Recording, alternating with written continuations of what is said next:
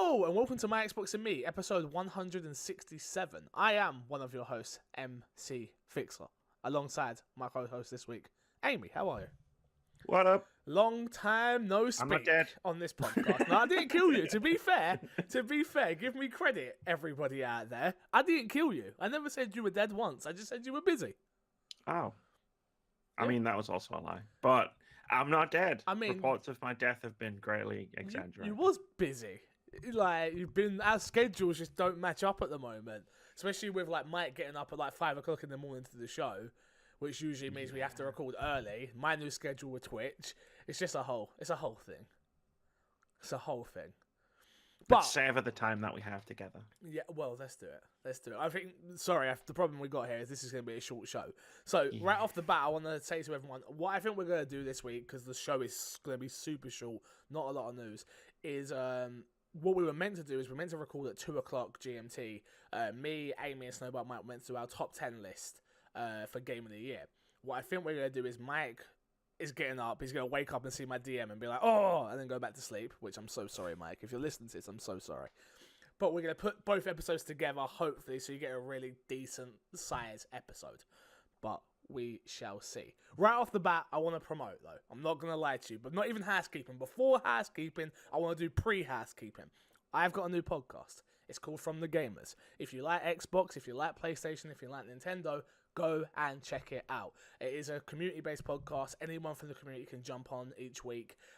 This week I've got Richard on and Crash again, and it should be good fun. We record that on a Monday, so yeah, go check that out. It's on SoundCloud, it's on iTunes, it's on Spotify. The only place it's not is Google Play, I believe, and also the video goes up every Wednesday on youtube.com/mcfixer. I'm trying to get people into that, and it's really hard. I said to Haley, if I can get a quarter of the success we've had on My Xbox and Me onto that show, I'd be happy. So let's try. I watched the first episode. What did you think? It's good. I liked it. It's interesting. It's a bit of a weird one to start with because obviously it was Game of the Year talk. There's like episode 1. Yeah, I think I just wanted to kick it off with like, okay, cool. What people are coming on, and it sort of shows everyone's palettes of what games they enjoyed. So. Yeah, but to get into the normal housekeeping, if you want this show early, head over to patreon.com/mcfixer. Also, go to the YouTube channels, youtube.com/mcfixer, and subscribe there, youtube.com/myxboxandme, and youtube.com/wordsaboutgames. You can find us on iTunes, SoundCloud, Google Play, and of course, Spotify. The show goes live every Friday on all of those, including the VOD version on YouTube. And this month's Community Game Night, it is back. Once a month, last Saturday of each month, and it is the let me check the day. It is the 26th. He says with a question mark. It's in my diary. I'm pretty sure it is. The 26th, we'll be playing Halo 5. Put it in your diaries. Make sure you're there. 8 p.m. till 12. We'll probably go later than that, but who knows. And should be fun. You don't need Discord. We're just going to do Xbox Party, so people don't have to have a... I know, me, I'm like, oh, but we're just going to put up with it. We're going to put up with echoing mics. We're going to put up with everything. So it's cool. And someone needs to run Fix over. I mean, I'm sure or they a will. bike. I'm sure they will. Let's jump in what we always do, which is what has been in our box. Amy, we haven't spoken to you in a long, long time now. So what have you been playing over the last God knows how long? Do you really want me to go through what I've been playing for like the last month? I mean, not everything, but I'd love to know what you've been playing. Oh God, what have I been playing? Lots of indie games. All the games that came out in Game Pass. So Ashen, Below, Meeting Gear Zero a little bit. I wasn't really into that one, but Ashen, I fucking loved Ashen. Oh, okay, so we're on the total opposite side of things. I didn't like Ashen, and I love Mutant Year Zero. Interesting. I mean, that's how we roll, right? What didn't you like about Mutant Year Zero then? I think it was just the stealth bit. I don't like the way the stealth mixed with the XCOM style tactical gameplay combat. Like, I'm trying to sneak up on a dude, and I'm like, I'm gonna do a stealth attack. Ping! I've done like next to no damage, and then like a billion enemies turn around and like splat. That's and then the tactical side of it. I was just like, nah. Fair enough. Meh. I tried. I thought I would love it, and I didn't. And then I played Ashen, which I was like, I'm sure this will be okay. And then I was like, I got super like sucked in. So did you finish it? actually finish the game. Yeah, did you? What drew you in? Did you play it single player? I assume. Yeah. Okay. Well, it was weird. Like my experiences with the multiplayer. 'Cause the multiplayer is really weird. It's The multiplayer is passive, awful. so yeah, it's pretty bad. Like every time someone dropped into my game, and you never get told when you're playing with Nope. someone or whether you're playing with the AI. And like I'm just running through a dungeon, and I was going to the first boss. I think the first time I ever noticed it, Yeah. and the dude I was with just fucked off and like ran in a completely different direction. And I was like, where the fuck's he gone? Like Yeah. I didn't realize at the time that was, It was the actual another player. Yeah. So I just thought, fuck, the AI is fucked. And then obviously I'm trying to do a boss fight by myself and getting smashed, and so I just turned that off. Oh, yeah. So me and Chris tried it, like we said a couple of weeks ago. We tried to play it, and then it was just like, no, this isn't what I want. I want to be able to go into camps. I want everything to be succinct, and I clicked this mission there. It's for everyone. It wasn't what I wanted. It's the same as like I say for Dark Souls, where it's just like it's not real multiplayer or co-op. It's sort of it's a different a type weird of type of co-op. and I just don't like it at all. That's fair enough. I mean, I just played it as a single player game. Which Loved it. Got so sucked into the world, exploring, like finding all the side quests and hidden stuff, and just like, what's in that cave? What's up there? Like, what happens if I climb this? Like, what's in your box, maybe? What's in that box over there? Oh, look, it's Ashen shit. So let's talk about Below a bit then, because I've not played it. I've been meaning to play it and just not got around to it. Just literally, life is. I mean, for everyone knows, I've just been playing Fortnite for the last month and still playing it. So, and marbles, which I learned was a thing. And marbles, yeah. Let's not talk about marbles. The chat will get a bit hype. So what did you like about Below or dislike? Below was a weird one for me. So like I got super into it. Like I've been waiting for this game for years. Like I think it's like 5 years they've been making it. And I got super into it. Again, it's the same kind of thing as Ashen. The world is so beautiful. Going through it, exploring, and I've got that urge to be like, what's over there? Like I found like a shortcut from like level 5, some stairs that went down to like level 16 or something at one point, and I was like, oh shit, like it was a really good sense of discovery. And then I died. And I died in a really awkward place. Like I died before. It's that kind of game. You die and you drop your lantern and all your stuff. So then you get another adventure where you start at the top, you go down, but you can unlock shortcuts, so it's not necessarily a big deal. But I was so into it, thinking this game is one of the best games of the year. No, super awesome. And then I died in a really awkward place, and I had to start grinding to go back to get my lantern, to get my stuff. And then I was just like, you know what? I don't have the patience for this. Like, because the place where I died was a place where you kind of need your lantern to navigate around. I don't want to get into spoilers because people are playing it. So to not have that lantern until I got through to get it was just frustrating. Very frustrating as I was playing, and I quit on it after that. Oh, okay. Interesting. So how many hours did you get in roughly? I think I did about 8 or 9 hours. Oh wow, so you put enough in. I put the time in. Yeah, it was like I was super into it for like a day and a half, and then I was super not into it for like another day, and I was like, fuck it, I'm done. Exactly. 100%. It happens. It happens. Yeah, I can't really talk about much. Like I say, all I've been playing is Fortnite and just sitting here waiting for Resident Evil 2 to drop. Yeah. Literally, Same. I'm just like people keep saying, "Oh, all you're playing is Fortnite. All you're playing is Fortnite." It's like, yeah, it is. My numbers are really good. My subscribers are up. My watch time's up. Everything's good. Who would have thunk it? Fortnite's popular. Oh my god! And I'm like, but Resident Evil's coming. I'm waiting for Res, and then obviously Anthem. That's going to be the next big one, which I jump in. So yeah, I'm just sort of there. Yeah, I've been kind of playing all the games. Yeah, I just for me, I'm just like, what am I in the mood for? I don't really want to play anything else other than Fortnite because it's just that easy. It's just easy to jump in, play a few games. In my case, play plenty of hours and then drop back out. It's just like, yeah. But this year is going to be the year that I play way more games and way more little games. And actually, I said this last year. That sounds familiar, Fix. I said this last year. No, but like I've actively got time now where I'm only doing 7 till 12 on twitch.tv/mcfixer. And then like I'm taking the daytime, so like obviously doing more admin stuff, emails and stuff like that for the business. who would have thought that taxes are due coming up soon as well for a business? Self-employed. I had to go for a self-employment meeting the other day with an accountant and stuff. I'm like, oh, did I make enough money? And no, you didn't make enough money to pay tax. I was like, yes.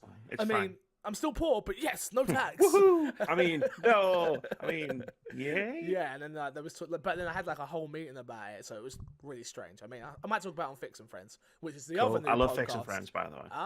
Appreciate I it. watched New the episode first be out today. The new episode. Yeah, new episode be out today. Got to edit it and get it up. But yeah, there is one more game I want to talk about because very, very briefly, or maybe not. I played Sea of Thieves. A week ago. Okay. I mean, I've got a Sea of Thieves shirt on. I'm not gonna lie, but I've got one in my wardrobe, but I haven't worn it for a while. Okay, go on. But I played it with a friend of mine who's sort of been on and off playing it. She's a streamer, she does stuff, but we were like, let's play Sea of Thieves because I was doing Game of the Year stuff. How did that come about? Let's play Sea of Thieves. Well, I'm thinking like Game of the Year stuff, and I'm looking back, and obviously I'm going through like not just the games that I loved. I'm going through every game to be like, what did I think of that? What did I think of that? And then, like, I stand by what I said at the beginning of the year about the game had like very little content. It could get repetitive really quickly. But when I was like thinking about Sea of Thieves, and I was like, I played this game for like 20 plus hours, not including the beta and the alpha. And I was like, and I thought suddenly, like, every time I played it, like, while the game has problems, I've never had a bad time, like, with the game. Like, I never didn't enjoy the time that I've spent with the game. Okay. Like, the game had problems, but it was fun with the people I was playing with and what we were doing and the X, Y, and Z. And obviously there's been content updates. So I was like, you know what, fuck it, I'm going to go back in. And within 10 minutes, we'd sailed, and there was a Kraken over there.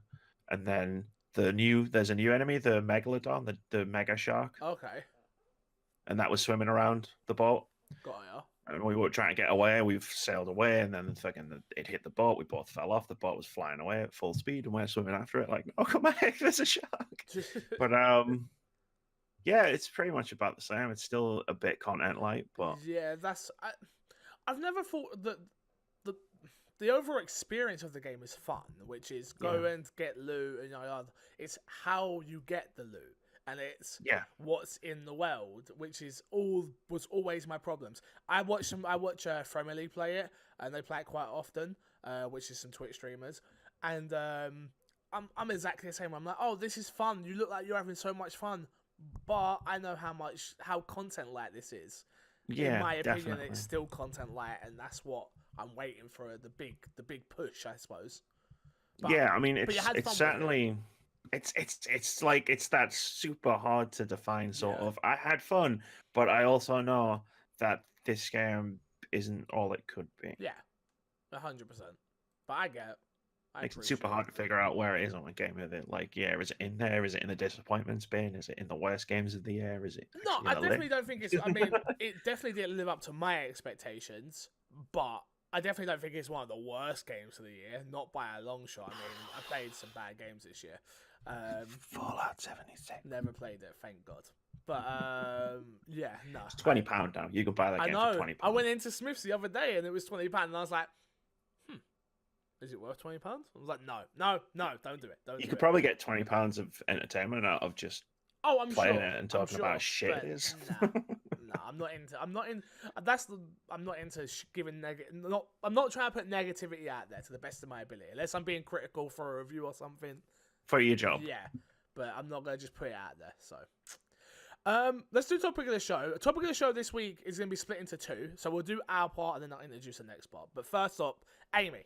Me and Mike did our most anticipated games of the year, 2019, which is where we are.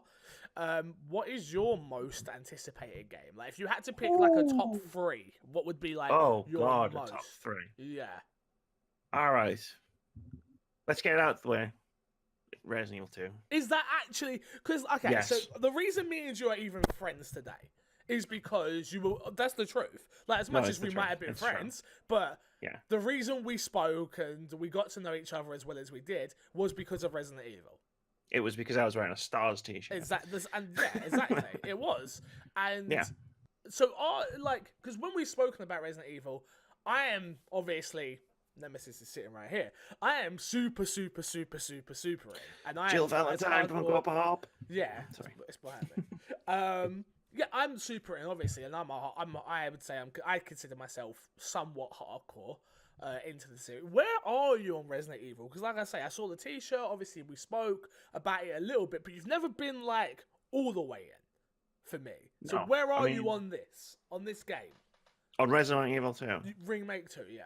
All in, looks fucking amazing. So the teaser trailer that they did at E3, the press conference was cool, and I was like yes, Resident Evil 2 remake. It's thing, we've seen it. It's coming out in January. That's great. I can't wait to play it. But then going into the next day, I think it was at E3, where they were like, here's some gameplay, like here's an extended gameplay section, and seeing like the gameplay itself it looked fucking unreal. Like how good that game looked. Oh, like, it's beautiful.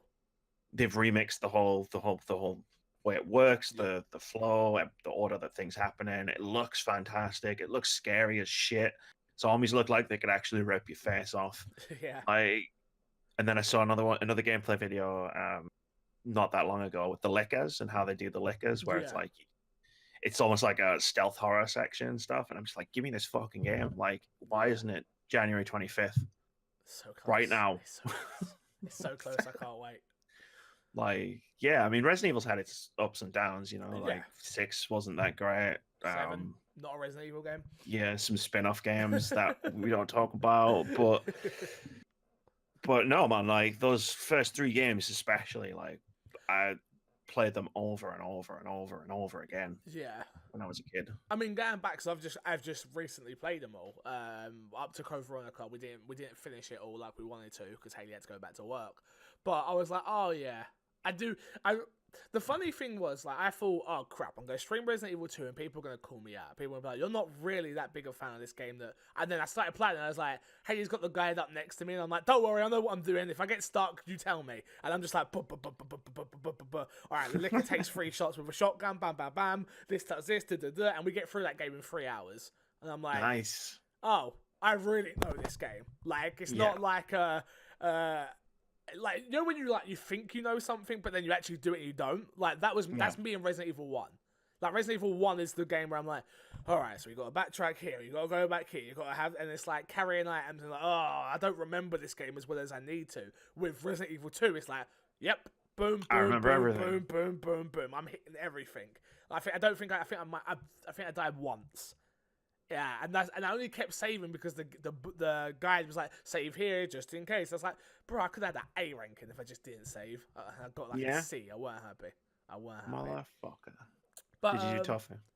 Yeah, trust me. But then I went and put my disc 2 in and it didn't work. I was like, no! Oh, what? No! Yeah, so I've got to buy it again, which I'm fine with. Fuck. Absolutely fine with. But yeah, so back to you. Sorry. Is that number 1? No. Yeah. Or is that number 3? Of all the games that we know, of all the games that have been announced this year, yeah. But yeah, it's like it's my number 1. Like, right, I think everybody knew I was gonna say Resident Evil 2. Like, I might not be quite as big a fan as you, but I'm close. I think it's hard for anyone to get even close to me when it comes to that game. So yeah, I went back and watched the video again, the announcement video of me freaking out. And like, it still gives me chills watching that back. I'm like, oh yeah, I was excited. I watched it because you shared it back on Twitter a couple of days ago, and I watched it, and I love the fact that, like, if you put my stream and your stream side by side, like, I didn't freak out as much, because my friend's wife, whose house we were at, was in bed upstairs. So, I didn't care. He was in bed. She woke up. But I feel like if you put them side by side, we realized what it was at the exact same moment, and we probably both were just like, "It's Resident Evil." Dope. What number 2 then? What would you put? So my number 2, I'm just Xbox. Metro Exodus, I'd say. Oh, okay, interesting. Metro Exodus looks awesome. Like, I really liked Last Light. I wasn't so keen on 2033. I don't know. And it's hard to define what the difference was between 2033 and Last Light. That made me go from I didn't really like it to I really liked it. And like Metro Exodus, like having these big open world areas and not necessarily being confined.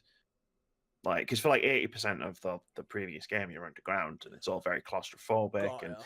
that is really cool. But like now that we get to explore the surface, without necessarily having to worry about like having your gas mask, and there's a giant flying beast thing that's going to rip your face off if you don't get out of there within like 60 seconds. Like the gameplay that we've seen, like that whole, I'm guessing what it was a vertical slice when it was originally announced, where it was that whole like sort of like, was it 7-8 minute long sequence, and then seeing stuff, seeing all the other stuff. I was disappointed I didn't get to go to EGX last year, because that, like, one of the reasons was I kind of wanted to try Metro Exodus. Yeah, I played it 3 times and I loved it every single time. Found new stuff every single time. Found new areas, and under a house there was a weapon that I didn't get last time, and a crossbow, and this, that, and the other, and it was just like, oh my god, this is so fun.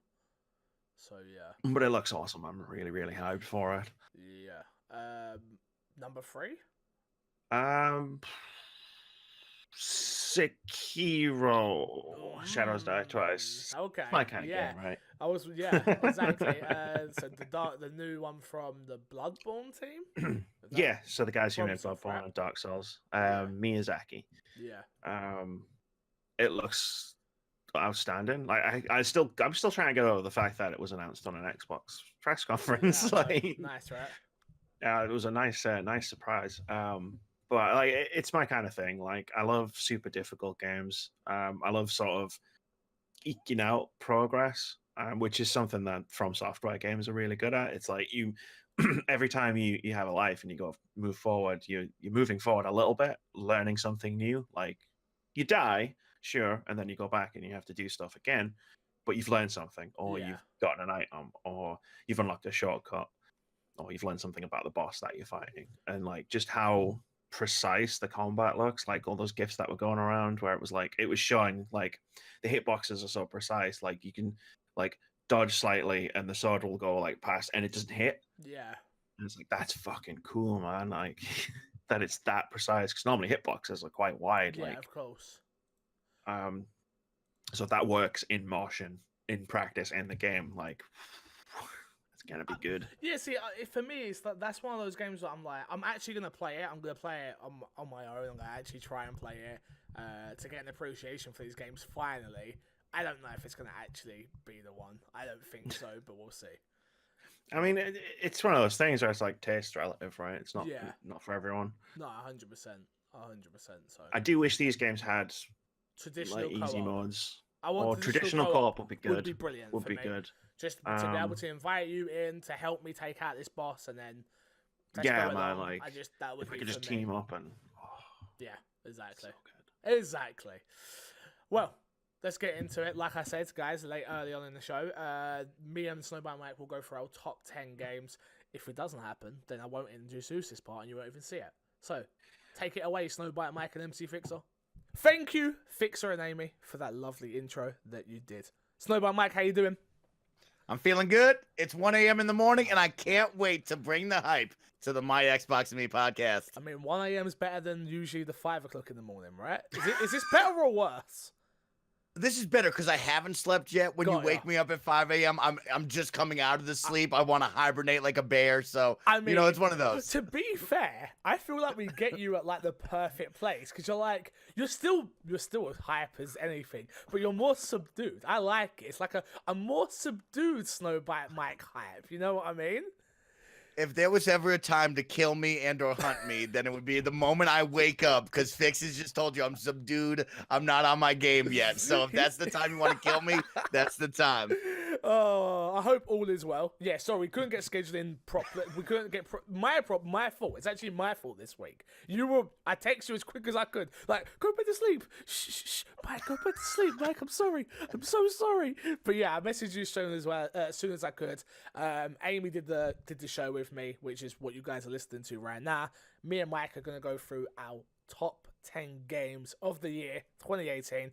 It was getting a little bit late. We were at the point where I'm like, everyone else done theirs. I'm like, we better get this done real quick. Like, it needs to be done now.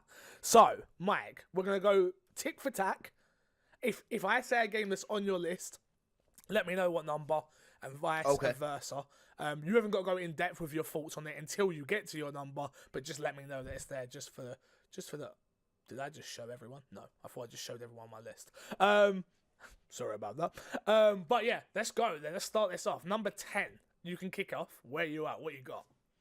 Oh my gosh, let me tell you about my number 10 video game of 2018. It's a special one. Okay. MC Fiction, let me take you on a walk with me of a man that was a giant. Some call him Superman.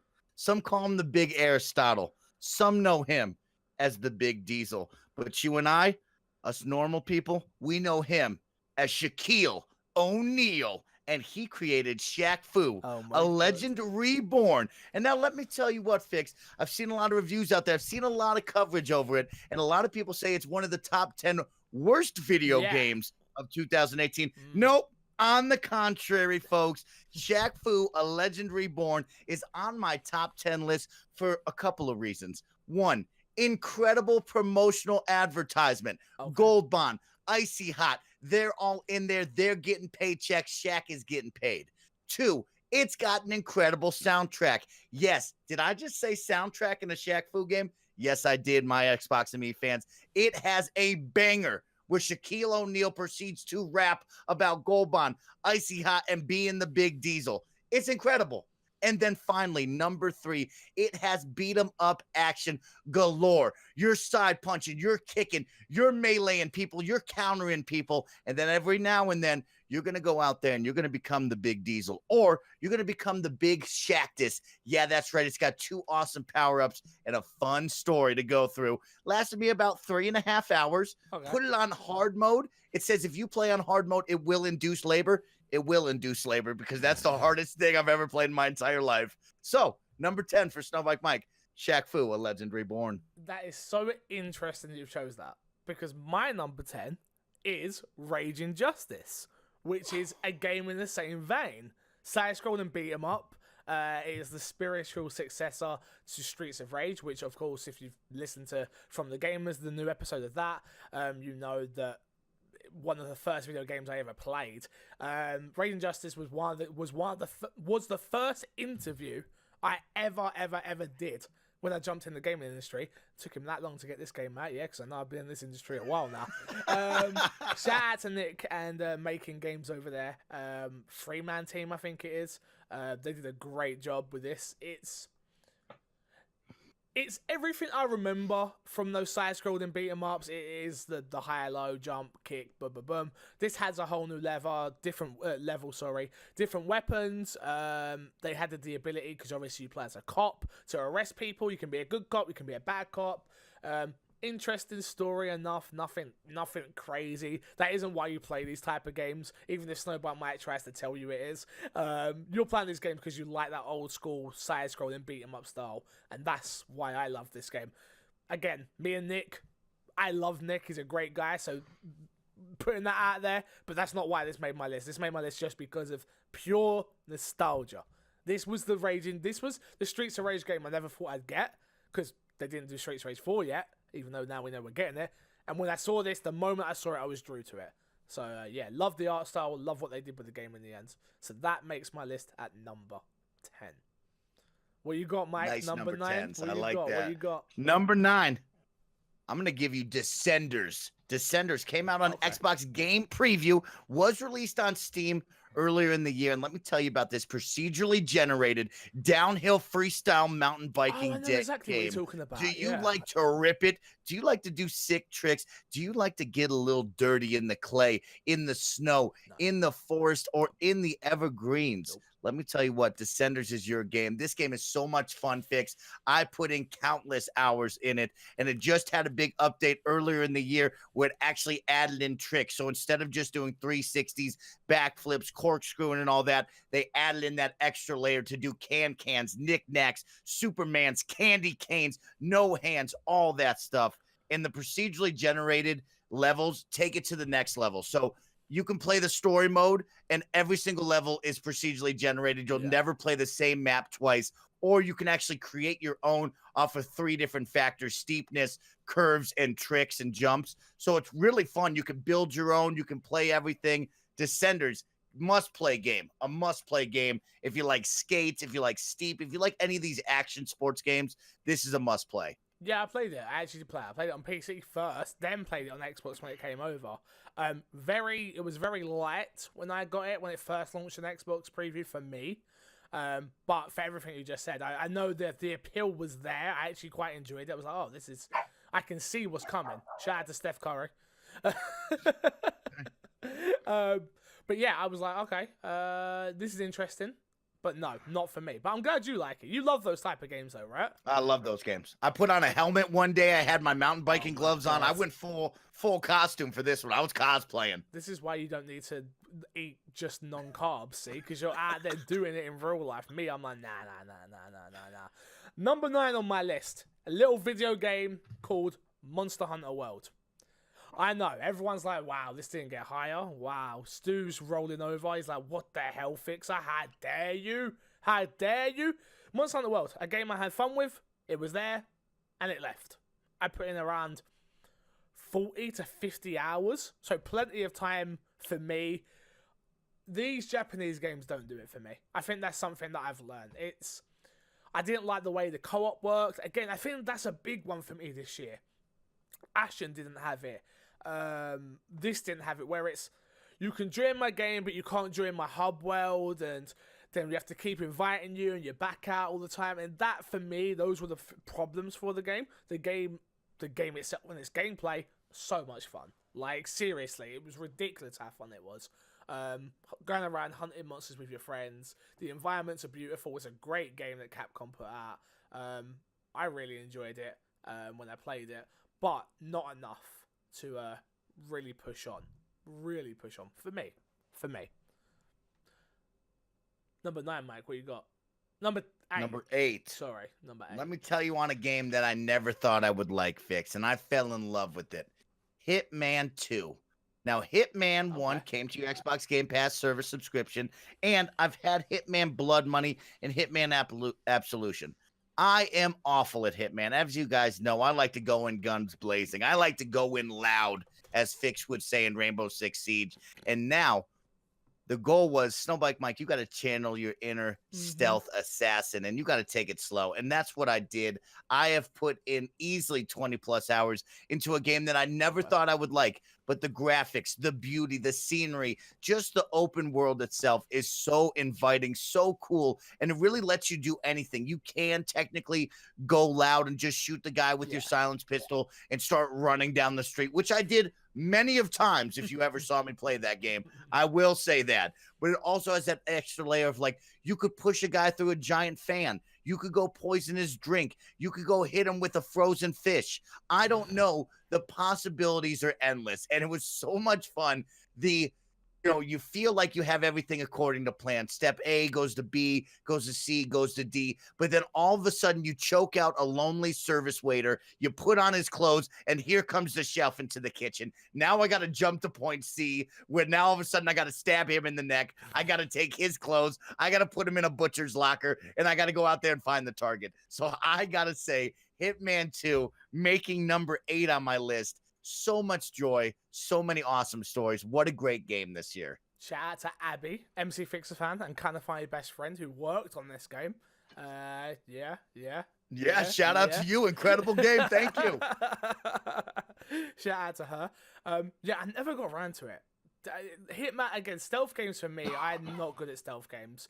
And I don't like stealth games, really, if they're too punishing.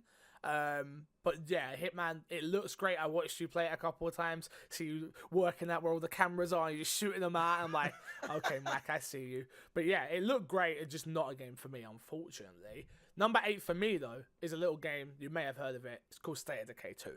State of Decay 2. Good game. Good game. Not amazing. Did have its problems when it launched. But I do have to admit, the moments that I had while playing this game were fun. Is it just more State of Decay? Yes. Is that what I wanted from the game? No. I wanted more base building. I wanted more differences from the first, which we didn't get. Is that a bad thing? No, not necessarily, because you know what you're getting. It's a zombie survival game. It's the purest of pure zombie survival games. Pure permadeath for characters that die, so everything matters. You're leveling up your characters, their speed, their shooting, their this, their that. This game, I felt, they went bigger with it, which I don't think they needed to, for if they were just going to do the same thing again. I understand why they did, because it's 4-player co-op, which I thought was absolutely not good, in my opinion. In a game that's so the way it is, which is looting and crafting and that sort of thing, they didn't need the color indicators where it's like, if you're in my game, you can loot this and I can loot that. Like, no. There's loot around, go loot. Oh, there's nothing in that house because you've knocked it off. There you go. You didn't get there quick enough, Mike. Sorry, I got it all. I can only carry so much anyway.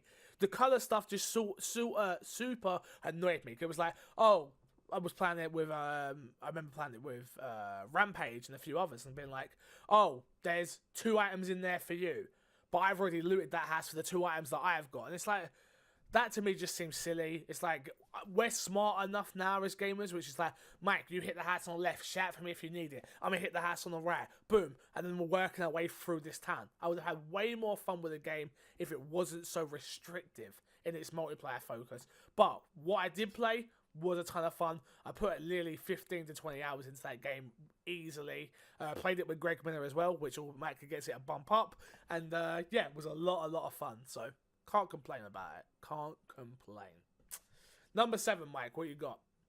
Number 7, let me tell you about another game that I never thought I would like, a genre that I never thought I would play. It's a roguelike. It's a smash your head into the wall, constantly retry and get better each and every time you go out there. And this game is Dead Cells. Oh my gosh, this game is incredible. It's addictive. It's fun. It's high-paced action, and that's what I'm all about. Dead Cells is a great game this year. I never thought I would like a roguelike. I never thought I would like something where I constantly die and have to restart over and over again. That's not my type of game. No. But guess what? Dead Cells made me love it. Dead Cells made me want to just keep trying, keep rolling, keep ducking, keep dodging until I killed all the bosses. Have I beat it? Absolutely not. But did I make it all the way to the Watchtower, destroy that Watchtower Guardian? Yes, I did. And then did I die immediately afterward? Yes, I did. But did I try again? Yes, I did. And that is why Dead Cells is number 7 for me. Yeah, Dead Cells is on my list as well at number 6. So we're not far off. We're not far off. One game did beat it, or just below it, I should say. And mine is Call of Duty Black Ops. Now, I do need to preference this with, I only play Blackout mode when I play Call of Duty. I play very, very, very little of multiplayer, and I played absolutely none of zombies again, which frustrates the hell out of me. Every time, I'm like, I'm going to play zombies. I'm going to get into zombies. Haven't even touched zombies. But what I did play at Blackout was really interesting. It showed a different take on Battle Royale, which is obviously super important for the BR industry and series to grow. A game like Call of Duty, which I still say has the best shooting mechanics out there. I don't think there's a game out there that does it better than Call of Duty right now when it comes to shooting, so you have to commend the team for that. But yeah, the Battle Royale itself, it was the healing on the go. That was like, okay, cool, I can sprint in the hill, I can run around this corner in the hill. It was high-paced action mixed with tactical feel of like, all right, we're going to try flank them here. It has great gadgets. The one thing I hated about the game, they then changed with the armor system. They updated that pretty quick. Still not perfect in my opinion, but better. So there is ways to repair your armor now. And yeah, it just overall was a great game. And when I was playing it, I was having a lot of fun. It is one of those games that when you come out of it and try and get back in, you're just getting your teeth kicked in. Hence why I never truly jumped back into it. But from what I played and what I loved about it, it made my list at number 7. I assume it's on Call your of Duty's list? on my list as well. Yeah. Much higher though. Okay, Much higher. where I'm not is gonna it? say where. Okay. But it's Oh, wow. okay. I'll give it. No, I'm not gonna give it to Number him. Don't look at the screen. Number 2. Screen. Okay. Let's go. We'll talk about it when we get there. You're all good. All right, You're keep all it good. going. Number 6. What you got?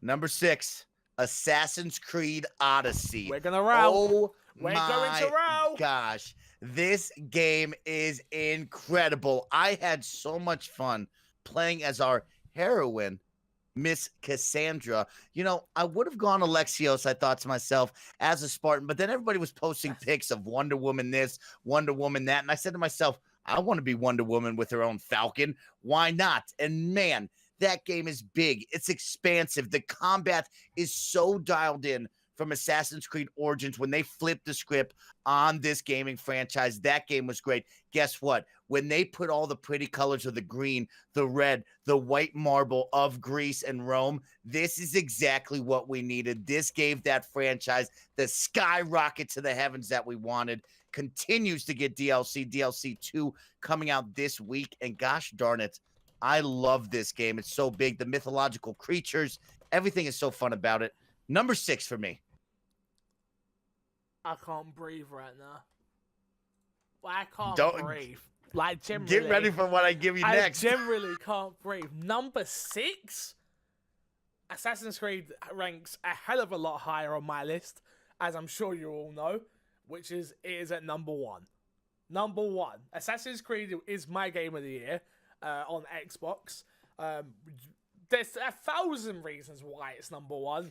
We won't get into them right now because I'll talk about it in a little bit when me and Mike are 100% going to row. So it should be interesting. My number 6 is Dead Cells, as I said before. Everything Mike said, but even more so, like I think. Roguelikes, not my thing at all. Replaying games after dying so much, not my thing at all. And I think that is just testament to how amazing this game is. Like, it actually made me want to play it. It was the game that... It defines the one more time. I really got to get off, but one more time. I really need a shower, but one more time. I need to go do this. One more time. No. It just kept going. I didn't get as far as to the Watchtower. I got to a couple of bosses. Almost beat it the first time. Didn't. My chat was going crazy. Just so much fun. Dead Cells was amazing and definitely deserves to be on my list. 100%. Number 5, Mike, what you got? I can't believe you put Assassin's Creed. Number 5, 6. everybody buckle in because Fix is about to lose his marbles on this one, folks. What's my number 5? Fallout 76. I love I'm done. Fallout 76. Shut it down. I'm going to scream it to the Shut it down. heavens. Mike, thank you so much for everything you've done on this podcast so far. You have been absolutely amazing. Thank you to everyone who listens to the show just because of you, but you are now officially off the show. Fallout 76, number 5, above Assassin's Creed.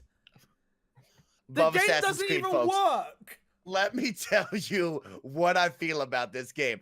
A, it did work for me. I never encountered any bugs because probably I'm just blind and stupid. But at the same time, it always seemed to work. We had a great time. And nothing beats the opportunity to play a Bethesda game like Elder Scrolls or like Fallout with your friends. That's what we've always wanted in all of these games. They're giant open world sandboxes where literally anything can happen. Oh my God, it's a death claw. Oh my God, it's a radiated mutant. Is that a giant lobster thing? Guess what? Fallout 76 gave me all of those opportunities in West Virginia, but with my friends. Me, Kevin Asex, B-Ball and Brian, Earl the Squirrel, Killer Payback. We squatted up and we rolled deep throughout the Appalachian Mountains, and I had so much fun. I'm screaming, heal me. He's throwing me bullets. We're crafting bullets. We build a base out there in the nice fall setting. This game was so much fun, and I'm so proud of Bethesda for what they created. Yes, there was some technical hitches. Yes, people got a nylon bag instead of a canvas bag. Yes, there was some downfalls. That's got nothing to do with the game. Yeah, exactly. When it comes to my experience and my time with everything, like we always talk about with the game of the years, nothing made me smile more than Fallout 76. I had so much fun with everybody out there killing super mutants, finding death claws, climbing up to a top of a ski resort. What a great experience. Fallout 76, number 5. I can't breathe. I thought it was bad that you put Assassin's Creed low, but the fact that you put Fallout 76, a game that retailed in the UK for £50 and is now down to 20, should tell you everything you need to know. Mike, I think we have learned now. We've learned now that we can't trust the word that comes out your mouth. I mean, you're strictly a hype man from this point onwards, but we can't trust you for reviews and your opinions. You know what? Crash always says opinions can be wrong. Yes, your opinion's definitely wrong. Definitely. Oh my God. Number 5 for me is a great game called Mutant Year Zero. Turn-based strategy. stealth infused. It was one of the only games this year that caught me by surprise in the way its world is. Graphically amazing. I had a few technical issues with my Xbox One X where every time I fast traveled, it would boot me out of the game. That was frustrating, but not enough to stop me from playing the game. It was a ton of fun. It was... When I saw the game shown, I was like, oh, that looks really interesting. But am I actually going to get into it? Am I actually going to play it? Launches in Game Pass. You're like, all right, cool. No excuse now. The barrier to entry is no longer there. You do it. You play it. You're like, wow, this world. What they built in Mutant Year Zero, I wanted to know more and more and more and more and more. And it had humor. It probably had some of the best voice acting in any game, period, this year. And for that reason alone, this game has got to be up there at number 5 for me. So it makes the top 5, well above Fallout 76, which is probably number 999999 on my list. But yeah, well, number 5, Mike, what you got? Oh, no, Number 4. Number 4. My bad. Maths is harder early. Maths is harder early. Red Dead Redemption 2. Let me tell you about Rockstar taking us to the wild, wild west once again. You know, it was slow paced at the beginning, trudging through the snow. It was slow paced, literally riding my horse 15 minutes to the other side of town and then 15 minutes back. But once I got gunslinging, once I was robbing banks, once I jumped on the train, once I started heisting people, oh my gosh, the game stole my heart. It was so much fun. It was incredible. And it's just another great entry into the Rockstar saga. I mean, when you play any of the Grand Theft Autos that come out, you say to yourself, oh my gosh, this is incredible. What am I doing here? And that is exactly what just happened in the Wild West with Arthur Morgan and the whole Bandito gang out there. That was so much fun. And what a great addition. And then, of course, Red Dead Online has come out. I haven't played much of that, but I will say this is going to keep that game going, keep those legs flowing. And number 4 for me, that's an easy one with Red Dead 2. Yeah, Red Dead's on my list at number 3 for everything you said, but it's crazy to think of a year that Red Dead comes out and it's not number 1. I've got to be honest with you. To me, that's crazy. I was never the biggest Red Dead fan anyway, for this reason, for literally the same reasons of which we are talking about now. I felt this all in the first game. It was way better in the first game, we've now learned, because we played this game. But you can't take away the attention to detail. Everything has a purpose in that game. They sold... I think the problem with this game for me is the press hyped it up of like, this game is going to define open world. This is going to change the way you play open worlds. This is going to... And to certain degrees, yes. But to certain other degrees, no. It's just a video game. And not a very good one at that, if I'm honest with you, when it comes to sheer gameplay. World building, storytelling, testicles, amazing. Shooting, awful. Movement, awful. Horse riding, it's just too much. It's just too much. Like, there needs to be a time, if you want to start off with the horse's stamina's really bad, cool, and I get it. You want me to grow it, and you want me to not grow it, but you want me to level it up, and then you want me to buy a new horse, and you want me to. I get it. It's gameplay. I get it. But you know, when I start here and we get to here, and my horse doesn't feel any different to me, that's a problem. Same thing for shooting. I get it. You want me to learn how to play the game. You want me to get my aiming better. My dead aim. I get it. We start here, we get to here. It doesn't feel any different. Again, I'm not taking anything away from its story, which I think is probably the second best story Rockstar's ever done. GTA 5 still, for me, tops it. But that is, GTA 5 is up there for me, especially with the 3 characters and all that, but that's another topic for a different day. But yeah, Arthur Morgan, I didn't think I'd care about. Didn't think I'd care about the story. For someone who didn't love the first game, but I did. It was the prequel. It made the first game make so much more sense in my head. The camp-based building for that game, to me, was amazing. That was where they should have tripled down. not doubled, tripled that. The catalog should have been full. It should have, and that's where the game for me was. It's like, all right, my people need food. My people need water. My people need everything, because we got no money. It's my job to go out there and get it. How am I going to get that money? Am I going to rob people? Or am I going to do some tasks for some side people? Or am I going to win it doing 5 finger for the knives? Whatever it is I choose to do. Am I going to fish and sell the meat? Am I going to do the pelts, which we'll get to for the crafting system, which is absolutely goddamn awful? I don't care what anybody says. Awful. Awful. Awful crafting system. But yeah, it still gets to number 3 on my list, so. After all that bad, there's still so much good. Still gets to number 3.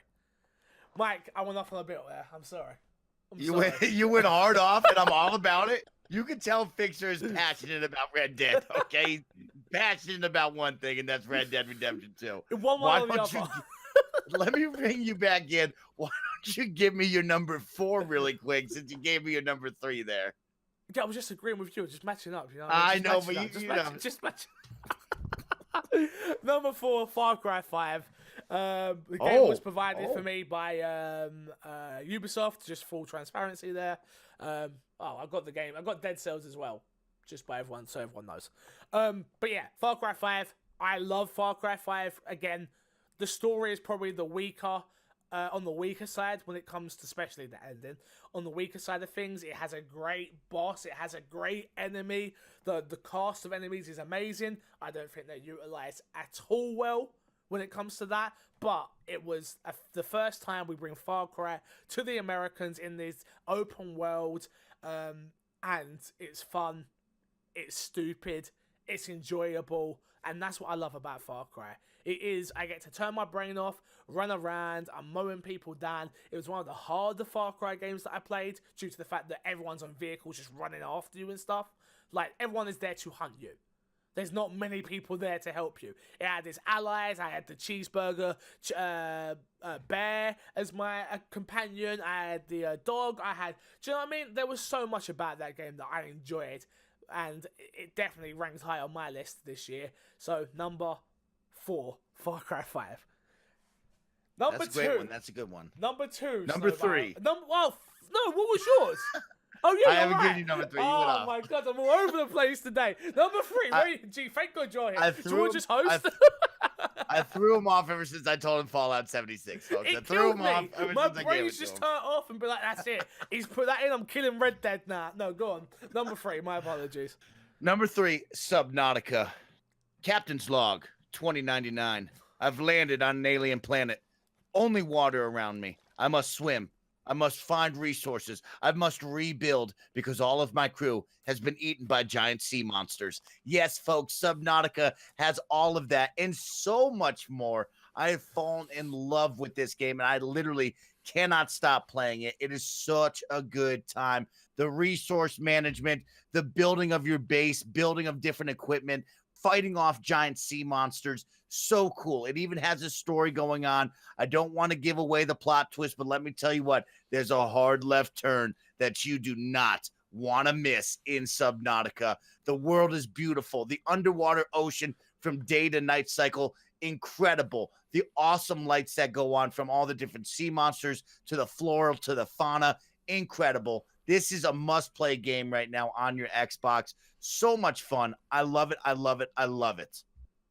I've not played it, so I have no opinion. But it was in game preview early on, and I've heard great things how the game preview and obviously early access on Steam really helped shape the game of what it is today, which is interesting. So I'm glad you like it. You only got it recently as well, so it snuck on there, really. Oh, it snuck on there. It's probably a month, maybe a month and a half at the most. And man, I cannot stop thinking about Subnautica. It goes through my brain once a day easily. Damn. How many times do you think about me a day? Just wondering. Asking for a friend. Twice a day. Twice a day. Is that it? Not good enough. Not good enough. All right. Ari, number 2. A Way Out. A Way Out. Number 2. Okay. Yeah. People are going to go, why? Is this game weren't that good? This game was actually really good. And it was the only game this year, for me, that did something unique. Did something so... No, I shouldn't say the only game that did something unique. The only game that did something so uniquely different to anything I've ever played before. It is a co-op game. Plain and simple. You can play it single player with a computer, would absolutely take away from your experience, but it is a co-op game where they give you a code, literally, to give to a friend, to go, hey, I need someone to play this with, come play it. It is a mixture between a walking sim with action. I think that its best parts are its walking sim aspects or its co-op tasks, whether it's you're escaping prison or you're on the run from the police or you're building the car, whatever it is, you're doing it all co-op. And it is so well done that I didn't see the twist coming. It did get spoiled for me in Twitch chat, someone come in and ruined it for me, and it still didn't ruin the game for me, where I was like, damn, I mean, it hurt. And I think this game, I would have loved it even more if I didn't know the twist. But you can see that there's a twist coming either way. I knew how it was going to end, but here we go. We get there, me and Haley are playing it. We're on the edge of our seats. I loved it so much that I played it through one day with Haley, and then again, played it again with Lucy, straight after. I was like, yeah, I'll play it again, no problem. Loved it. Like, literally, I loved it that much. Like I say, it's the only game on this list that really... You know when we talk about video games as an art, and we talk about... Video games are pretty samey nowadays. We know what a roguelike is. We know what a survival horror is. We know what all these RPG... A Way Out is the only game that I've played this year that I'm like, okay, it's kind of a walking sim, kind of not. It's kind of actiony, it's kind of not. It's a whole new genre to the co-op world. And it just shows you how well a story can be told with gameplay and obviously cutscenes. And yeah, I have to just put my hands up and say, wow. The sequence when you're in the hospital, I don't want to spoil it. Go and check it out. It's some of the best video game camera work I've seen. And gameplay, where it mixes the two together. The storytelling in that moment alone gets it to number 2 for me. Did you play it at all? Oh, I did. It's interesting. A lot of your games that you have are currently on my honorable mentions list. It was very tough, but that was a great game. I thoroughly enjoyed the story. I love the gameplay style, that storytelling with 2 people. That was a lot of fun. Yeah. And yes, to be able to send a code to one of your friends to play it with you, how cool. That was awesome. Mike, number 2. Call of Duty Black Ops 4. Never know. Oh my gosh, this game has the best, I said it, the best battle royale right now for 2018 and into 2019. It's polished, it's fast, it's furious. The gunplay, the inventory management is all there, and that's everything you want. The map doesn't feel too big. The game goes by fast. The Call of Duty shooting mechanic is right there where it feels like you're in every single match. You're truly probably outgunned by some 14-year-old kid who's way better than you. But at the same time, because it's Call of Duty, you feel like you're truly in this and you're in it to win it, no matter what match it is. On the flip side, I've played all 3 modes. Zombies is super cool. Another great addition to the Zombies title entry, whatever you want to call it. So much fun. So many cool different worlds to explore. I mean, the tutorial one is incredible. The Roman Colosseum with zombies is super fun. And then there's so much more on that. Then on the flip side, multiplayer, another great addition with the Call of Duty. It's nice to be able to flip between the 3, keep the game fresh, keep the game going, and the elimination of the story that nobody was going to play or that somebody was going to play for 6 hours and be done with was the right move. Let's focus on Battle Royale. Let's keep this thing going. The map has had so many updates. It's added different pieces to the map. They got fall foliage out there where all of the trees have turned different colors. They have a new vehicle in the game. This sick 3-person raptor with a turret on the back. It is so good and it's so addicting. Call of Duty Black Ops 4 is hands down one of the best games of 2018. No doubt about it, y'all. Wow. If I hadn't played it, I'd definitely play it now after hearing you talk about it like that. Woo! Ric Flair in here. What? Rick, what are you doing here? There's no women. What are you talking about? Number 1 then, Snowbite Mike. We know what mine is. What is yours? All right. Well, guess what, folks? After years of debate, After is it part years? of the after years of debate, is it part of the game of the year discussion? Is it top 10 material? Guess what? Right now, I can tell you, version 1.0 has released Player Unknown's Oh my god. Mike's top 10 game of the year. Yes, folks. Number one, 466 plus hours have been spent out in the battlegrounds. And oh my gosh, this game is addicting. If you think Call of Duty's good, let me put you on a map with vehicles that don't operate right. Shooting mechanics where you can kill somebody by bullet wanting curving them around a tree. This game has so much jank, so much pizzazz, so many things right with it that it's the perfect combination for 2018. And my favorite part about this is we've had years of this game, technically probably really two, where it's been in the game of the year discussion, but people say, well, it's only in preview, or can we say it, can we not say it? What can we do with this game? Well, guess what? Version 1.0 is now out, and we're putting this game down right now as game of the year for Snowbike Mike. So much fun. I defy you not to get 3 other homies, make a squad, drop down into this map, and just go wild, go crazy, and not have a good time. If you've seen my streams, you know that we have spent countless hours. We have made so many friendships doing just dumb stuff on PlayerUnknown's Battlegrounds. You've had now 3 maps to go. 4 maps, actually. Oh my gosh, it only continues to get better. I love PUBG. I want to scream it from the rooftops. I want to play it all the time. I want to go pro in PUBG gameplay, play. That's my game of the year, Fix. 2018. Your Xbox game of the year is a game that when you jump out of the plane, you can't see the houses still. Well, I see. That's the thing. Is every time we've ever played, I could always see the houses. Take that back. Maybe I couldn't see the houses. Maybe sometimes I got stuck in a staircase. Maybe sometimes I got stuck in a barrel. Sometimes the houses were so blurry I couldn't enter the door. But I will tell you this: we have found workarounds to work around that. Maybe you just don't jump at the houses. Maybe you jump in the field. Maybe you get stuck in a basement. You take off all of your clothes. You take off all of your clothes. You put the clothes back on. Your player magically appears above the ground. These are things I've done. This is your game of the year. Oh, 100%. 100%. 466 plus hours. That's like 30 days or something crazy like that. PUBG, are you for real? Don't get me wrong. I played PUBG more than most people. Probably more than you. I probably got more hours in the game than you. But you cannot pick a game that runs that poorly and call it game of the year. I have to do it. You've got 2 games on your list that don't even work. Maybe I do.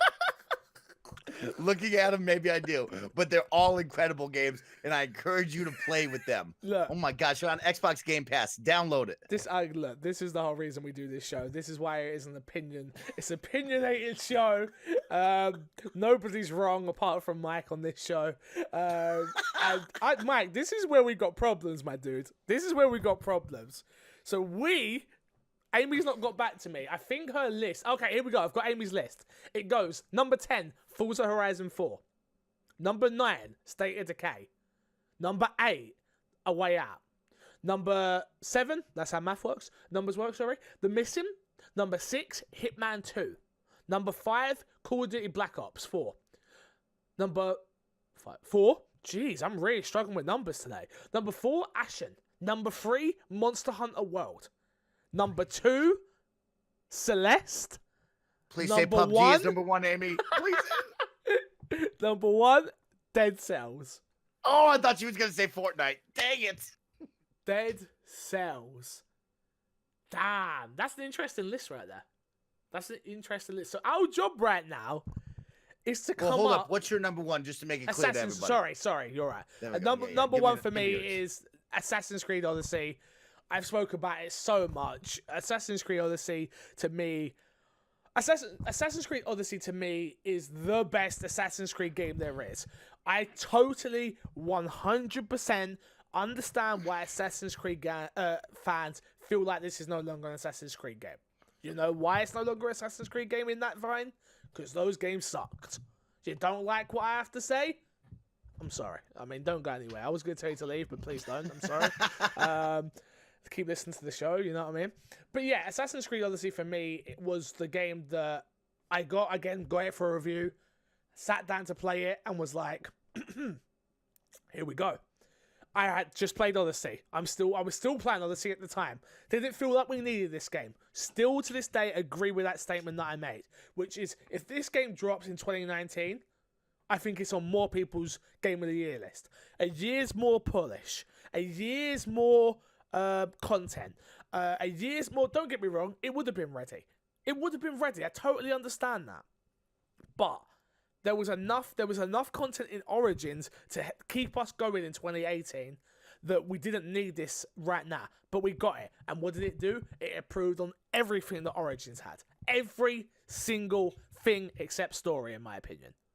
The story for me, the way the story is told in these games is the only thing I have a gripe with. I like games where you play the game, the story, I get what they're going for, it's an RPG now, but you play the game and the story is very much, you can get through it at a very rapid to mid-range pace. I get it, I've got to grind for some levels here and there. I've got no problem with doing that. I'm the guy that loves to grind anyway in these games. I like to go and get all my equipment to the best of its ability. I like to have as much drachma as I can. That's how I play these games. Assassin's Creed Odyssey, I wanted to get through the story, and the game did feel like it blocked me a little bit, but not to the degree of what some people were saying, in my opinion. I loved every moment with that game. I just wanted more. I said it every year since I've been playing these games now, which from 2 to Odyssey to this one. Every time I play an Assassin's Creed game, I learn something. And that's not, as someone who didn't care about school, someone who didn't care about education when he was younger, to be able to go into Egypt and learn things about Egypt, and I'm talking history, I'm talking seeing the world, all of it, wow, that's amazing to me. So that's why it's number 1 on my list. Some of the best gameplay I played this year, or Mike would say gameplay, play. But yeah, you got it. But that's why it's my number 1. Mike, we gotta argue, bro. My Xbox and me's Xbox Game of the Year. So yours is PUBG, mine is Assassin's Creed. Amy's is Celeste? No, Dead Cells. Celeste is so good. Dead Cells. Celeste didn't even make your top 10, bro. So yeah, so those are my honorable mentions. What you got? I have a lot of honorable mentions.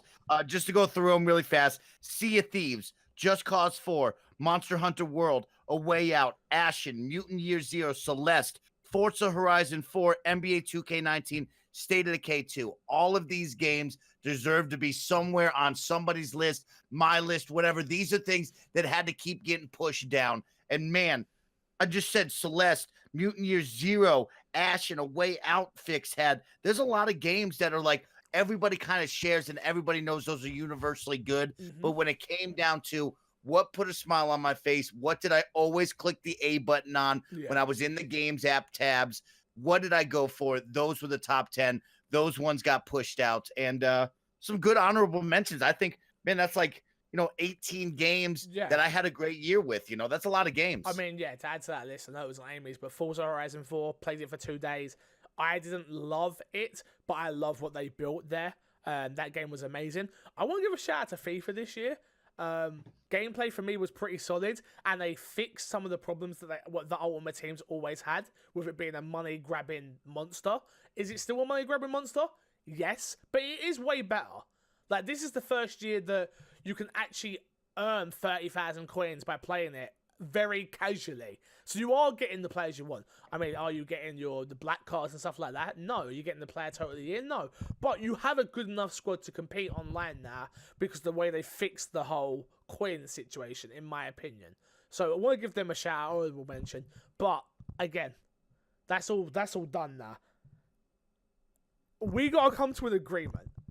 The Xbox's Game of the Year. My Xbox and me's 2018 Game of the Year. Where are you at? You're at PUBG. I'm at Assassin's Creed. All right? So our lists look a little bit like this right now. look a little Okay, I bit want like everybody this. to know that's listening. I will die on PUBG, okay? my I will God. die on that game tile, and I will tell everybody how incredible the game is. But for this podcast, this organization that brings you incredible Xbox news that you need to know about, I will side with one of my two incredible co-hosts. Now, I love Dead Cells. Amy, you're incredible. You know the games are great, and that game is a lot of fun. But when I look at depth, I look at a game that everybody can play, that's open and available to everybody, that doesn't have such a strict, punishing learning curve. I would have to side with the side of Fix with Assassin's Creed Odyssey. Look, Now, I'm sure that you would come in my ear and say, you know, Mike, we got to talk about this. I got better points of view for you to buy into. Look at how beautiful it is. Look at how crazy the monsters are. Look at the gameplay.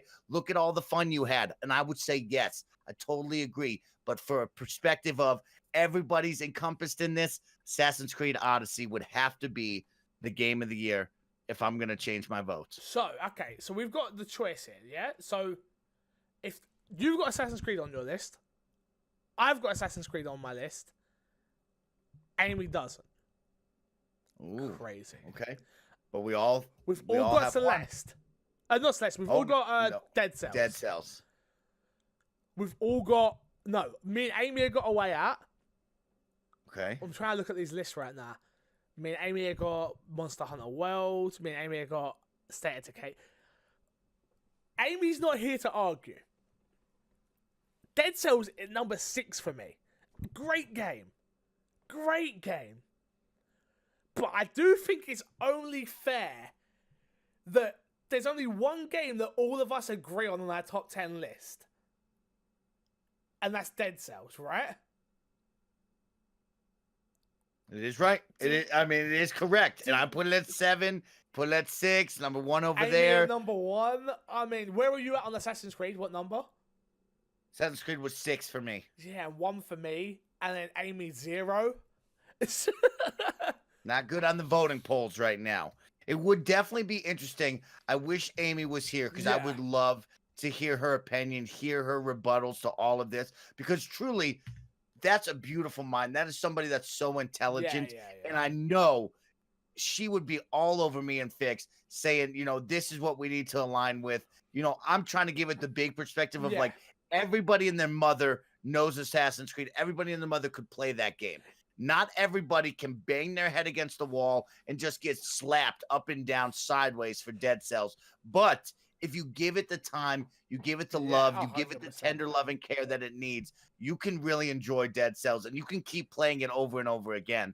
So there's something to be said on that end as well. We all have Dead Cells on there. You and I have Assassin's Creed Odyssey. Nobody seems to like PUBG. It's understandable. I mean, Fortnite, maybe we should give it to Fortnite this year. So great, so great. I think the only fair thing to do, because Amy's not here to argue her point, but she does have it high, and we have it just outside of our top 5. If I was to work out math that I cannot do, and we did averages, I think Dead Cells would probably come on top. Amy's arguing skills is up there. I'm pretty sure she could have convinced me to bump Dead Cells at least 2 spaces above Mutant Year Zero and Far Cry 5. I'm pretty sure she could have got it above Fallout 76 for you easily. That's a big jump. That's a big jump. Easily. Jump. So, do you know what? I'm gonna go out and say it. My Xbox and me's 2018 Game of the Year, Dead Cells. Congratulations, Dead Cells. Great game. And that was our list. Mike, I mean, you don't get a chance to plug on this week's episode, so plug now, quick. What you got? Plug, quick. Hey, what's going on? It's your boy Snowbike Mike. Go check out the new 2019 hosting demo reel. Ooh. Please send it to your mama, to your daddy, to your best friend, to your auntie, to your uncle. Are you hosting an event? Does your publication and or organization need a hot new host with a fresh new face? Look no farther than your boy Snowbike Mike. I would love for you all to share that. Please, please, please. Please, please, please. Guys, back to your regular show. Bye. Man, that game of the year what we decided was really good, wasn't it? I don't know what we decided It on. was awesome. Yeah. I I- mean, my list obviously got lost because it was too awesome. I mean, your list got lost because you can't record the day we're probably going to record. Let's be My honest. list is just the best one, so Maybe it would have we'll- been unfair Maybe to we'll have it hear with. it at another time. Maybe you we two. will. But right now, I'm Patreon looking at it producer right now. Mike Lynch. Thank you very much for supporting this show, Mike. And we couldn't do it without you. Next week I will do Patreon $5 tier shout outs. This week I wasn't prepared and I apologize for that, but I will sort that out, no problem. News this week, Amy. Former Blizzard devs working on a new Marvel game. Second Dinner, a small studio formed by former Blizzard developers, has announced it's working on a new Marvel game. The announcement came along with news that the studio has raised $30 million in investments from NetEase, yeah, allowing the team to expand beyond its initial 5 founders and open an office in Iron, CA. Where's CA? California. Thank you. The current job listing includes a full-time position for a client engine and a technical artist. Being in the early stages of development, no platforms were announced for the game, considering the team's previous experience working on collectible online card game Hearthstone and its currently small size team. It's possible the game could be a mobile or PC-centric game. So you might be saying, why the hell have you added this here? Because we don't know. We don't know if it is a mobile game. We don't know if it is just a PC game. But we do know that another new Marvel game is coming. Is it going to be mobile? More than likely. I think that's probably a safe bet. But could it be a case where it's like Hearthstone's not on console yet, right? I don't think it is. Fable, a better example would be Fable Fortunes. If there's a card game like Fable Fortunes that is on console, I don't see why Marvel would want an exclusive mobile game if it is something that's easy to be ported over to console. So I'm definitely looking forward to it. Obviously, I love Marvel, and I can't wait to see what happens. Xbox's exclusive Marvel game. Don't think we're gonna get one. I don't think we'll get one. Nintendo got one. PlayStation got one. But both of those make sense. That's the problem. Yeah, but both of those make sense. Like Marvel Ultimate Alliance, by the sounds of things, I was doing some reading on it. It's like this wouldn't have happened without Nintendo, where they were like, "Oh, we want that game. It's child friendly. It's gonna shift units. And it will. Like it generally will." I thought that was a huge announcement. And a lot of people just sort of poo-pooed it. It's like, it looks crap. I'm like, I'm actually quite interested in it. More games. People are wrong. Yeah, sometimes. And obviously Spider-Man on Sony's platform makes perfect sense because it's part of the deal with the whole Marvel. Clearly. Yeah. So, but I generally don't think we get an exclusive Xbox game. I don't, from Marvel. Don't think it makes sense. I don't think Make Xbox... it happen, Phil. But what studio does it then? What exclusive studio that Xbox currently has does an exclusive Marvel game? Who says anything about currently has? You just buy one. That's what they do, right? Is that what the Xbox motto? We just buy it. Yeah, we just buy the studio. Okay, I guess that works. They could just buy Second Dinner. There we go. Problem solved. Boom. Exclusive Done. jazz. I don't think that's how. We just got this $30 million investment, but we're going to sell our company now. Straight up. Next up, Borderlands Game of the Year Edition has been rated for PS4 and Xbox One in Taiwan. The unannounced Game of the Year edition resurfaces. Back in 2017, the Game Rating Administration Committee of Korea rated Borderlands Game of the Year for PS4, Xbox One, and PC. While an official announcement never followed, the Taiwan Digital Game Rating Committee has today rated the title for PS4, Xbox One. Furthermore, it clarifies the developer as Blind Squirrel Entertainment. Amy, where are you at on Borderlands? Like, do you like Borderlands? It's okay. I never really got into it very much, so... See, I'm a huge Borderlands fan. Love Borderlands. Think it's a fantastic game. I don't need this, personally. They have been milking this cow for way too long now. We've had Game of the Year editions on Xbox 360. We've had a pre-sequel to Game of the Year edition, the Handsome Collection, all on Xbox One. I don't need Borderlands 1 Game of the Year edition on Xbox One. I'm not playing it again. I'm not buying it again. Give me Borderlands 3. Yeah, I feel like at this point it's like just fucking announce Borderlands 3, like rather than just re-releasing it again. They just did Borderlands 2 in VR. It's like, guys, I'm not playing this same game again. It's not happening. I've already done it from 360 to 1 to, if you are super in the VR stuff, cool. But no, I'm not playing Borderlands 1 again. Not happening. It's backwards compatible. I don't need this. No, thank you. All right, fair enough. No, thank you. But it just leads to the question of, where the hell is Borderlands 3? Why has it not been announced yet? Maybe it's like Half-Life 3 and it's just never going to happen. Oh, no, it's definitely happening. They're definitely working on it. Like, that's 100%. So everybody says about Half-Life? Nah. I've never even played a Half-Life. They're not as good as everyone says they are. Oh. What's your Twitter? I'm not telling you. Next up, though, Infinity Ward job listing reveals info on 2019's Call of Duty single player and next gen. Multiple reports have all but confirmed that the 2019 COD will not be Ghost 2, which likely leaves two options: Modern Warfare 4 or a brand new sub-franchise, which we can't imagine Activision would be doing.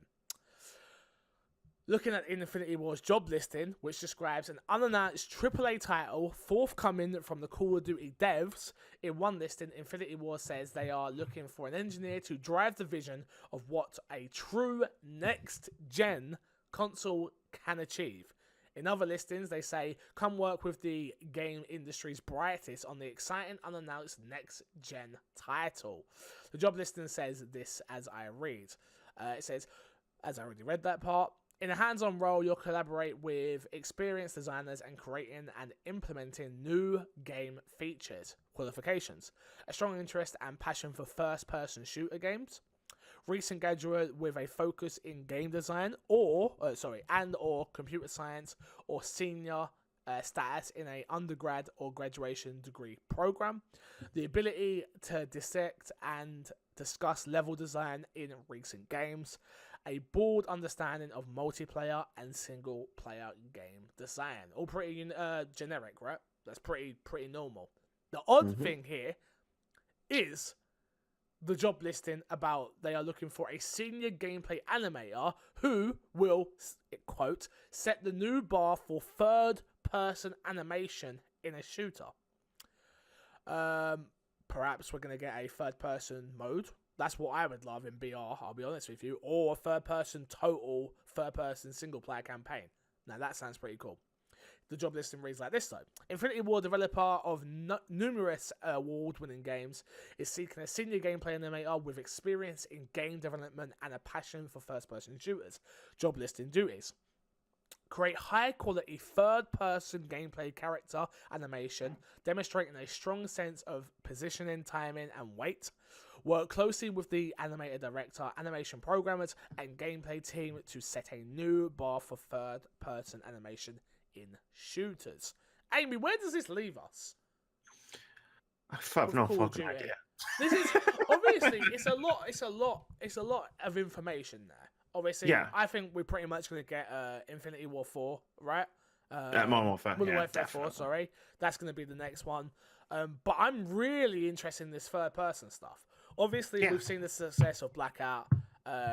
People love it. People are still playing. I know you played it a little bit here and there. And it's going great. Where does that actually leave us, though, for this third-person role? Is it just... There was a mode once upon a time in Call of Duty before that had third-person. Or do you think they're going to go for the PUBG market and actually have a third-person mode in their next game? And I really like the idea of it being single-player, if I'm honest with you. A third-person Call of Duty single-player sounds awesome to me.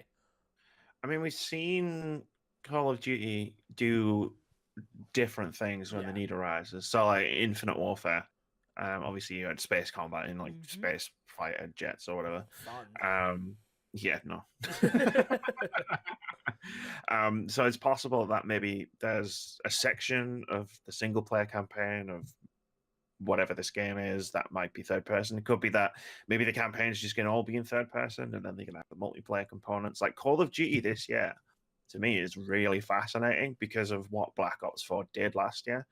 They ditched the single player campaign. They gave us a battle royale, and it's like, well, to me, that's like, well, what are they going to do next? Is Infinity Ward's game going to have a single player campaign? Is it not? Is it going to have its own version of battle royale? Is it not? Is that even a good idea? Should they not just continue Blackout in some way? Like, there's so many questions, and like I've read this before we started doing the podcast, trying to wrap my head around it, and it's like I have more questions now.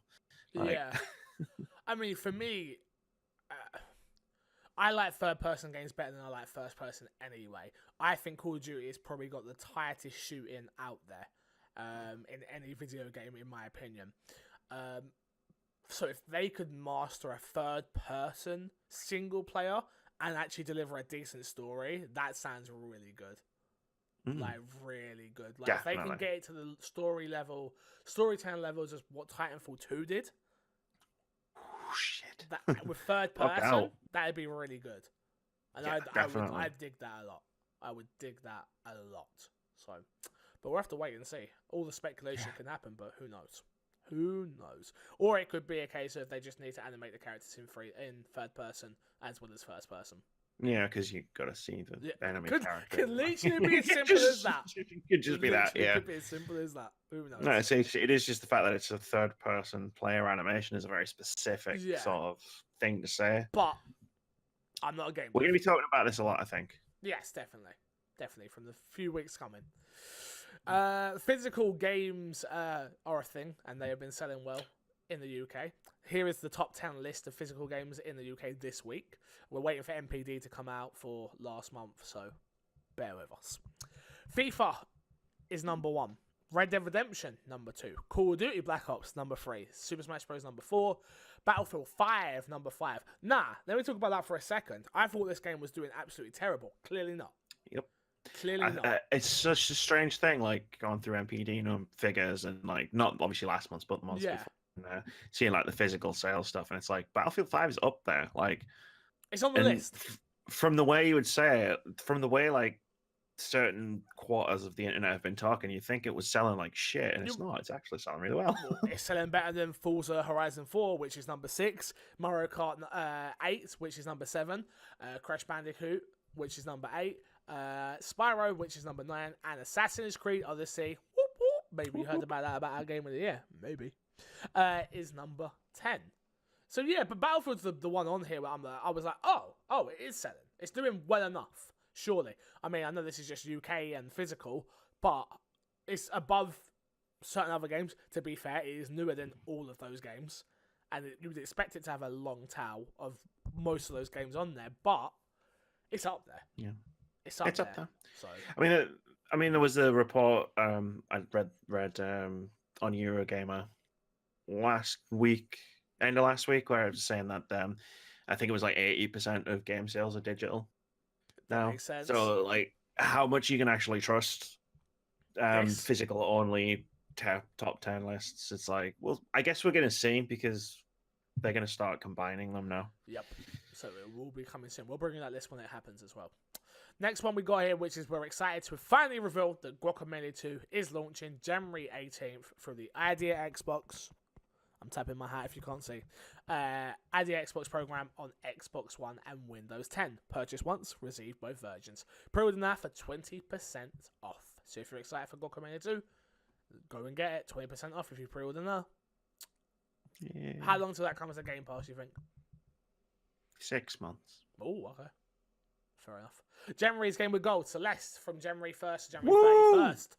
I haven't downloaded it yet. I will, and I will play it. WRC 6 from January 16th to February 15th. Far Cry 2 from January 16th to January 31st. Lara Croft and the Guardian of Light from January 1st to January 15th. We've got one email this week, Amy. So let's read it. If you want to email him, myxboxandmepodcast@gmail.com. Jonathan, I saw your email this week. I read your email this week. Too long. I can't read it on the show. It was too long. Way too long. Condense long it were we down. talking? Make it smaller. I want emails, but they've got to be smaller. Can't read that long a page. Too long.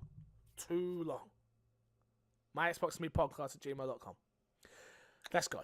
Hello, and here's to a happy new year to you all. So, Nintendo has Smash. That was my... Fixer's room. Fixer just broke his new picture. Don't worry about that. Nintendo has just smashed the Umbrella logo. So, in Fixer's wow, room. how did that... So, Nintendo has Smash, bang. PlayStation had All-Stars. I think you can see where I'm going with this. So, what would Xbox's Smash/All-Stars game be like? Who are the headliners? What are the maps? Will it last longer than All-Stars? Because let's be honest, Smash kills all comers.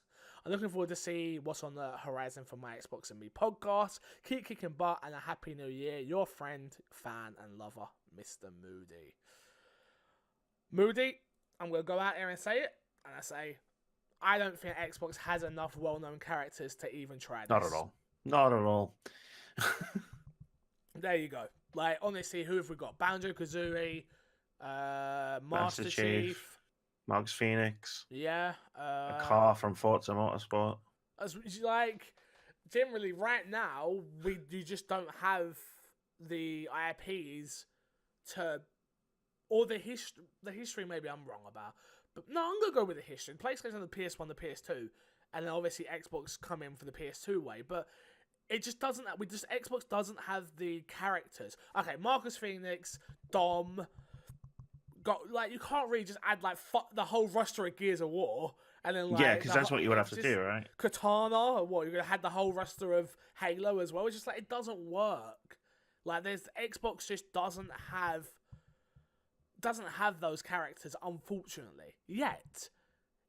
But with how many studios do we have now? 14 or something like that. Oh, I counted it. Not that long We're ago gonna as have. well. So if let's think about it properly. Cuphead would be in there. Marcus Phoenix, Master Chief, Banjo-Kazooie, Conker. Joanna Dark. Who? Joanna Dark. Perfect Dark. Oh yeah. I'm trying to think. The thing is, you think about some other games like Fable, State of Decay, Sea of Thieves. It's none of them have recognizable protagonists or any characters, really. None of them. None of them have characters of which you're you are the character in Fable. You are the character in State of Decay. You're creating those. No, they're not iconic. So I suppose you could argue Tomb Raider, Lara Croft on there. I guess it wasn't exclusive at one time. I guess that's. I still associate that with PlayStation though, personally. So, for the older games. Yeah. So no, Moody. Sorry. Smash killed it already because it just doesn't have the IP. Well, Nintendo has all the characters, right? And PlayStation did a great job of stretching what they had. Oh yeah, definitely. So yeah, no.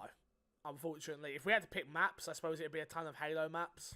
Yeah, there'd be the Halo ring. And, and then there'd be a couple racetrack map, I guess. from A racetrack from Forza. Forza. Generally, Xbox just doesn't have it for me. If you disagree, email it. myxboxandmepodcast@gmail.com. Come up with 10. You've got more time than what we have on this podcast. Come up with 10 characters that you think could come in this game. Please do it. Amy, thank you so much for being on the show this week. Appreciate you. Snowbite Mike, thank you for being on the show as well. If we did that, who knows? Let's plug and get ourselves out of it. What you got to plug this week? I'm doing a 48-hour charity live stream in February with a couple of friends. I'm not doing 48 hours all by myself. I'd die. So what's the plan for this? Yeah, let's just talk about this real quick. Because I saw you say 48 hours. So you're taking it all in shifts and just going to keep going? Sort of, yeah. We're sort of working out a schedule. Okay. A loose schedule. We're not going to be rigidly doing X, Y, and Z. But yeah, we're going to be. It's basically the stream's going to be going on for and we're just going to be playing games, hanging out, having fun. We're doing dumb donation goals where we do stupid stuff on the live stream, and raising money for Special Effect, which is the whole point. Yep. Special Effects is a fucking fantastic charity. They help disabled people use technology, play games. They helped create the adaptive controller. for the Xbox One. So if you head over to, and I'm trying not to fuck this up. If you head over to justgiving.com/GB19, that's the numbers 19 words about games, because it's called Games Blast 19. And if you could donate, if you can't donate, that's cool, totally cool. Just share the page with people, and let's see if we can smash the £400 we raised last year. Let's do it. Let's do it. Mine is way more cynical. Go follow me on YouTube. Subscribe to me on YouTube, youtube.com/MCFixer. I did my charity last year. Will I do it again this year? Who knows? I wasn't invited to come and do 48 hours, so, you know. I mean, it's a long way to travel. I mean, I wasn't invited. How do you know I wasn't going to make the travel? Would you make the travel? Probably not. You can follow me on YouTube, Twitch, Facebook, Instagram, Snapchat, at MC Fixer, and of course patreon.com/MC Fixer. Again, I want to pimp the new shows. On Mondays you have Fix and Friends, which is me and my fiance Haley going through everything but video games. We talk about entertainment, we talk about our lives, which is pretty much where we're at right now with it. Quite a good listen, I think. It's interesting to hear me talk not about games. It's sort of like a polished version of me being live, but you actually get me focused for like a whole hour, so, which is kind of cool. So yeah, go check that out. That's on Mondays on my YouTube channel, youtube.com/MCFixer.